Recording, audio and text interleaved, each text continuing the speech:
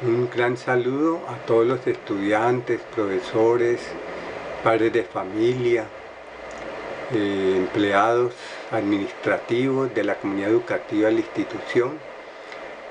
Les agradezco la invitación que me han hecho para hablar sobre un tema ambiental que tiene que ver con los residuos sólidos, más comúnmente conocido basuras.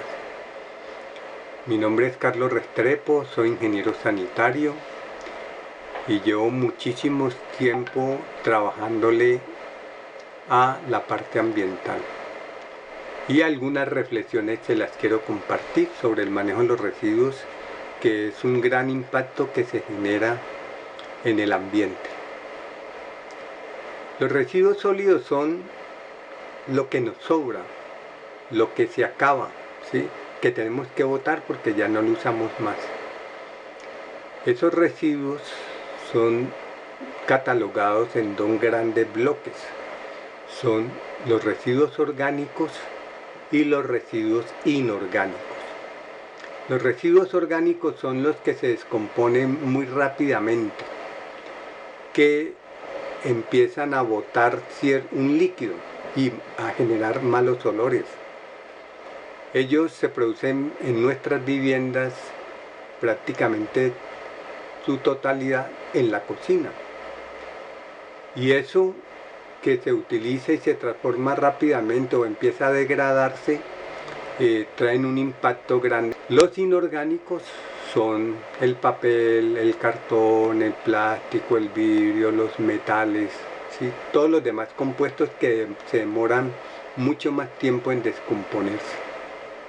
Esos residuos de que hablamos, que ustedes conocen cotidianamente como basura, tienen unos tiempos que se demoran en descomponerse. Les decía que los orgánicos rápidamente se empiezan a descomponer porque llegan bacterias, microorganismos a transformarlos, a comérselos y empiezan a generar esos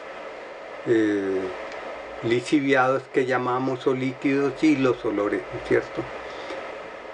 Pero es más difícil degradar lo otro, lo que es más sólido, más duro, que no hay microorganismos que entren a actuar rápidamente y se alimenten de él. Les voy a poner un ejemplo. Un chicle que ustedes conocen tarda 5 años en descomponerse. También conocen una pila, y una pila se demora 1000 años en descomponerse. Una botella de vidrio se demora 1000 años, ¿sí? Pero hay otra cosa que es clave y es el plástico. Los plásticos se demoran en promedio 150 años. Hay muchas variedades de plástico y casi todos vienen del petróleo. Entonces ahí es donde nos damos cuenta esos conflictos que hay de guerras y todo es por el petróleo, porque es que ahí se producen todos los plásticos. Pero no solamente los plásticos, se producen muchas cosas, hasta abonos se producen microplásticos que casi nunca nos damos cuenta están en la crema dental. Los que nos cepillamos todos los días, ahí en esa crema dental hay plástico pequeñito, diminuto, para que haya fluidez, se deslice fácilmente el cepillo. Porque hay cosméticos, hay toda esa variedad de productos que ustedes conocen en los plásticos. Ustedes no pueden decir, digamos, que no tienen petróleo puesto, porque todo es plástico. Mire, esta camisa que tengo tiene algodón y poliéster, y el poliéster es un plástico que esa fibra viene de la transformación de esas botellas de gaseosa que se llaman PET, de ahí sacan esa fibra y la mezclan con el algodón y tejen para hacer la tela. Entonces digamos que hay cantidad de productos que se generan digamos por el ser humano y que tenemos que utilizar. Ya nos adaptamos como especie humana a utilizar todas esas cosas y eso produce una cantidad de desechos. El sistema para resolver los problemas de los residuos sólidos funciona de la siguiente manera. Uno los produce en su vivienda, es el productor de residuos, los separa y pasa un carro recolector para llevarlos a un sitio de exposición final o llevárselos a un sitio donde se va a recuperar para hacer el reciclaje, para hacer el aprovechamiento de esa cantidad de materia prima para elaborar otros productos. Sin embargo, ese modelo no ha funcionado en nuestro país porque está mediado solamente por los intereses económicos. Y cuando hay intereses económicos, el que tiene más poder en las definiciones es el que resuelve cómo se hacen las cosas, o las impone más bien. Entonces, cuando uno se para en su casa, que le dicen que haga una separación donde lo que sirva, que se puede reciclar, plástico, papel, vidrio, metales, y en otra caneca lo que no sirve para nada, lo que se puede degradar, como es lo orgánico, va mezclado ahí con barrido de la vivienda, etcétera. Entonces digamos que se separa para pasarle lo que sirve a un reciclador, o que hubiera un sistema de vehículos de recolección selectiva que se llama, para que ellos pasaran un día recogiendo todo lo que sirve para llevarlo a los sitios de reciclaje. Y el otro sitio sería el que se lleva el que no sirve para nada, que es lo que llamamos relleno sanitario, que es realmente un hueco donde se echa toda la basura y se tapa. Entonces, técnicamente bien manejado, pues ese hueco tiene una membrana geotextil que se llama una tela que no permita que ese lixiviado, esa agua lluvia que cae también, se meta, se infiltre en la tierra y en el agua subterránea. Entonces evita eso. Y al mismo tiempo se atrapa los gases para manejarlos bien, y se pueden reutilizar llevándolo a viviendas, ¿no es cierto? O allí moviendo algunas máquinas que se utilizan, haciendo más eficaz el manejo de esas energías. Igualmente, pues se tiene que tapar cotidianamente todos los días para que no quede expuesto y lleguen los vectores o los transmisores de la enfermedad, las ratas, las cucarachas, los zancudos, las moscas, etcétera, que son los que están allí y pueden, si no se tapa, estar poniendo los huevos y reproduciéndose allí, etcétera. Entonces digamos que ese es el sistema que debiera funcionar. Pero en nuestro país no se lleva a cabo eso. No separamos bien porque el lenguaje que se ha utilizado no es el adecuado. Ustedes saben que hay muchos idiomas y hay idiomas universales. Si ustedes van a cualquier país del mundo, pueden pasar una calle mirando los semáforos. Todos funcionan igualito, ¿sí? El verde, el rojo, el amarillo. Son los tres colores que se han uniformado a nivel del planeta. Entonces ustedes van a cualquier parte sin saber el idioma, pasan.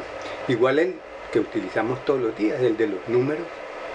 2 más 2 son 4 donde ustedes quieran que vayan, ¿sí? Entonces las matemáticas funcionan igual en toda parte y los números son los mismos. Entonces digamos que allí hay unos lenguajes que nos hacen que nos entendamos, pero el lenguaje de los colores para hacer la separación de los residuos no lo hemos podido unificar en el mundo, ni siquiera en el país. Bueno, dentro de un año van a unificar por fin los colores. Ustedes saben que nos dicen todo lo que pueda recuperar, todo lo que sirva, échelo en un color azul, y lo que no sirve, échelo en un color verde. Pero por ahí los que venden esos sitios ecológicos para la disposición de basura metieron la caneca gris, y ahí se nos forma sobre todo a los niños, no saben dónde echar el papel y el cartón, el vidrio, cuando aparece otra caneca. Pero ya el próximo año se va a implementar 2 colores, negro y blanco. Entonces el blanco va a ir todo lo que sirve, en el negro todo lo que no sirve, que yo ya he cuestionado esos colores. Ese sistema que les decía de los colores define que es en un lenguaje racista que lo negro es lo que no sirve y lo que sirve es lo blanco. Eso quedó ahí y se empezará a implementar. Si yo hago bien mi separación en la casa, cuando la saco a la calle pasa el carro recolector y me revuelve lo que hay. Pierdo mi esfuerzo, porque nunca han puesto en cintura a ese otro eslabón de la cadena que es el que recoge. El operador, el carro de la basura que llamamos, ¿no es cierto? El operador de la recolección y que lo lleva a la disposición final, ahí falla esa cadena también. Ellos siguen haciéndolo sin ningún control, porque hace rato debieron de haber implementado lo que se llaman las rutas selectivas. O sea, que un día a la semana o 2 días pase el carro recogiendo solamente lo que separamos en la caneca, donde todo sirve, todo es recuperable. ¿Para qué? Para que se lo lleven a una planta de reciclaje, donde allí se haga transformación de toda esa materia prima, ¿sí? Se convierta en otra cosa y se disminuya el impacto ambiental. Y por otro lado, otro día pasaría recogiendo lo que no sirve y se lo lleve al sitio de disposición final o el relleno sanitario, que es el hueco donde se vierte la basura y se tapa todos los días. Ese sitio que llamamos relleno sanitario es donde va a dar lo que no sirve para nada en el circuito económico que tenemos. ¿Por qué no hay en estos momentos un sistema funcionando que tenga las rutas selectivas? Ahí es donde voy, porque es que el gran negocio que hay todavía es recoger la basura y transportarla hasta, en Cali, en el caso de Cali, hasta un relleno sanitario que queda en Yotoco. Entonces, todo ese recorrido lo pagan. Y entonces a ellos les pagan es por la cantidad de basura que llevan. Entonces, si se hace la ruta selectiva que se lleva a una planta aquí cerquita, el trayecto es muy cortico y el peso del gran volumen que lleva más peso hasta allá, hasta Yotoco, es el que tiene valor. Por eso no funciona nuestro sistema, porque está en ese eslabón que es transportar, está el negocio por ahora montado y tienen todo el poder económico, porque hay otros que pueden hacer el reciclaje, transformarlo en otros productos y a veces ni les llega materia prima, ¿sí? Porque a los recicladores tampoco se les reconoce su trabajo, a pesar de que nosotros en el recibo de recolección o el servicio de aseo, nosotros pagamos un porcentaje para los recicladores y a ellos nunca se les da, se queda el operador con esa plata. El sistema que tenemos es que no hay unos beneficios para todos y más para el ambiente, sino que está centrado en un poder económico que es el que maneja todo el servicio de recolección casi que en el país, que tienen los carros y entonces imponen ellos el sistema, o sea, el modelo, donde ya la parte de recolección para hacer reciclaje no está funcionando. Existe algo que se llama el PEGIR, Plan de Gestión Integral de Residuos Sólidos. Eso se ha venido implementando hace mucho tiempo y todavía no ha funcionado. Además porque tenemos problemas también de quién hace ejercer de que eso funcione. El ejemplo que yo siempre coloco es el de los colores, ¿no? Aquí hay algo que se llama DANMA, que es la autoridad ambiental, que no hace cumplir esas decisiones, que no las toma el DANMA. Cómo manejan los residuos no lo define el DANMA, lo define Planeación Municipal, que es una dependencia que lo ambiental no le interesa mucho, pero son los que por ley definen eso. Y entonces, quien debe hacer cumplir es el DANMA y no lo hace. Les decía que el DANMA es la entidad que debiera hacer cumplir esas normas para la ciudad, pero no lo hace, ¿no es cierto? Se instala una caneca gris en muchos sitios, ya por lo menos en Esos espacios públicos de las estaciones del mío corrigieron eso, ya solamente dejaron 2 canecas. La caneca gris, que con el otro lenguaje del iContest es para papel y cartón no más. Para correr primero hay que gatear y aprender a caminar para después correr.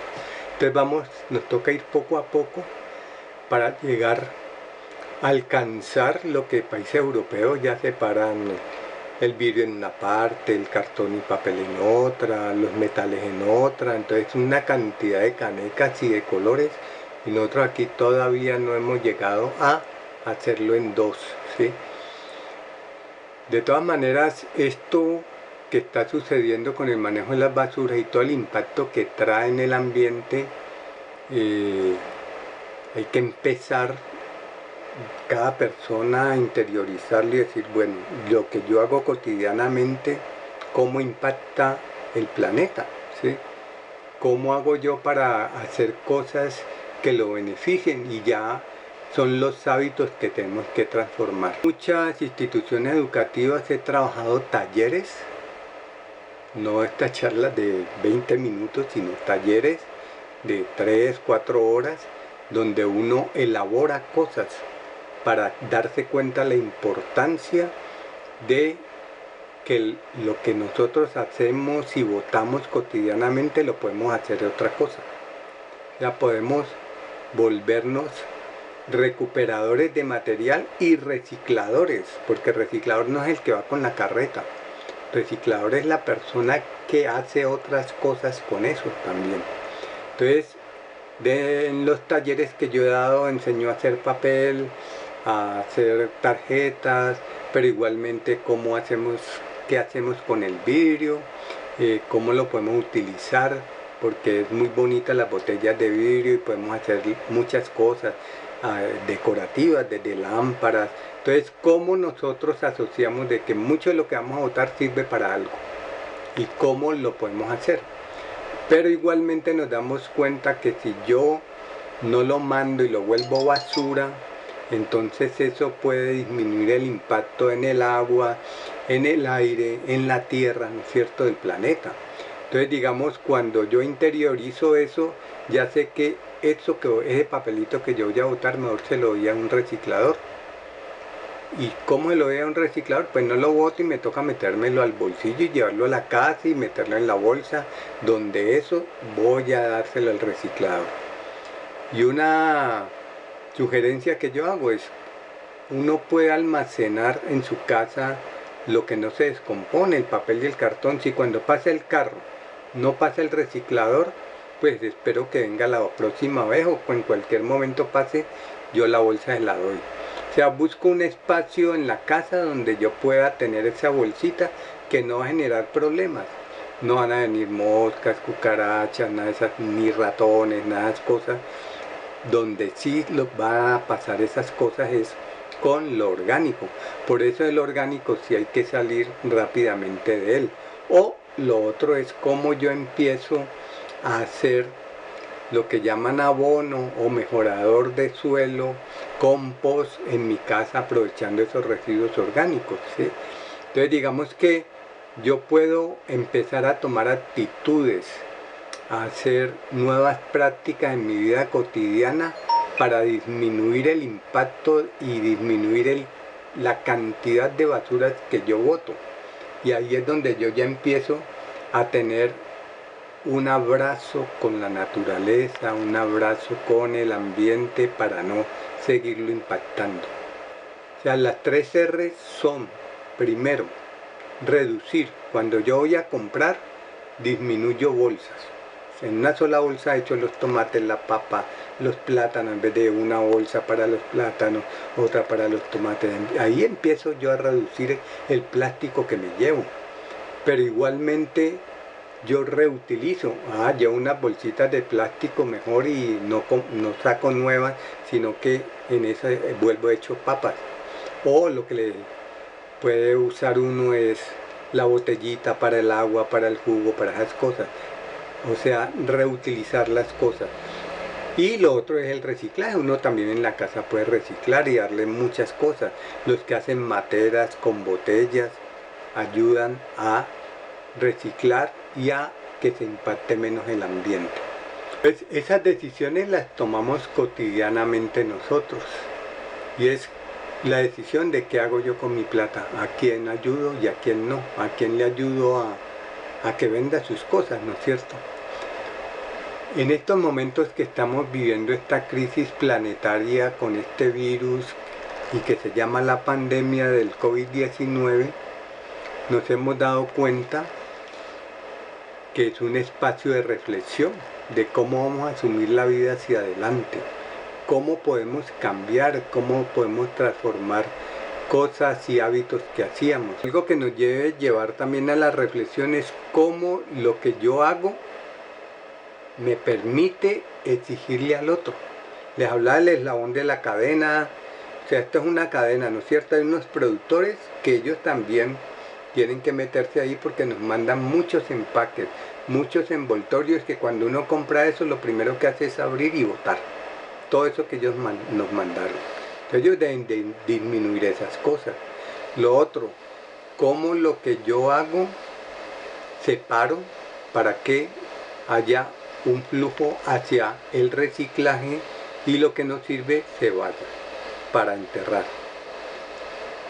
Pero eso me permite a mí exigirle a el que sigue con ese otro eslabón de la cadena que le toca recoger y disponer la basura hacia donde la lleva. No toda irla a enterrar, cuando mucha de esa basura está seleccionada o ya no es basura, sino que puede ser reciclada, yo la llevo o la dispongo de tal manera que ellos la pueden reutilizar y se la pueden llevar para un sistema que hace reciclaje, ¿no es cierto? Entonces digamos que allí es las exigencias que podemos nosotros, a los que toman las decisiones, a los que toman o desarrollan las políticas, porque esto es una casa de todos. Esta casa común que llama el Papa es para todos, y no solamente los humanos. ¿Cómo empezamos nosotros a mirar la vida de los otros seres vivos que hay? ¿Sí? Siempre hemos pensado en nosotros. Cuando uno mira algo, lo ve desde la percepción nuestra, de cómo me beneficio yo, cómo se beneficia mi hermano. Terminamos en el ser humano, pero todos esos impactos que generamos en el aire, en el ambiente, lleva a que muchos animales se mueran o se tengan que ir para otra parte, ¿sí? Entonces, digamos, ayudamos a desplazar mucha variedad de animales. Entonces, tenemos que hacer esa reflexión, todo lo que yo haga todos los días, qué tan daño hacen a quién, ¿sí? Y eso nos permitiría ser más reflexivos y darnos cuenta que podemos cambiar actitudes, que debemos ayudar a preservar este planeta que se está acabando, y no es que se vaya a acabar de por sí, sino que se van a extinguir especies por todos esos impactos ambientales. Y la principal especie que se extinguirá somos nosotros mismos. Nosotros no somos capaces de evolucionar y adaptarnos en tan poco tiempo a un problema, por ejemplo, del aire. Grande polución, contaminación del aire, nos morimos. Mientras que los animales evolucionan más rápidamente, ¿sí? La vida de ellos es más corta y sus nuevos descendientes se van adaptando, digamos, entonces ellos evolucionan más rápidamente que nosotros, ¿sí? Nosotros ya estamos por el borde de los 60, 70 años de la edad promedio en este país, de años de vida, entonces nos demoramos más en que la nueva generación evolucione. Entonces, digamos, la adaptación a lo que llamamos cambio climático es bien complicada y se da a partir de nuestras propias actitudes. Si nosotros no lo hacemos, ¿quién lo va a hacer por nosotros? ¿Quién van a adaptar el planeta para que vivamos en esas condiciones? No, nosotros somos los responsables de esa actitud y esos impactos que se generan en el ambiente. Si yo no lo hago o lo dejo de hacer, yo soy responsable, ¿sí? Por eso el llamado final es a eso. Reflexionemos, cambiemos actitudes, hagamos cosas para que este planeta permita que el ser humano siga viviendo en él. Ese es el llamado y la reflexión, sobre todo con los niños.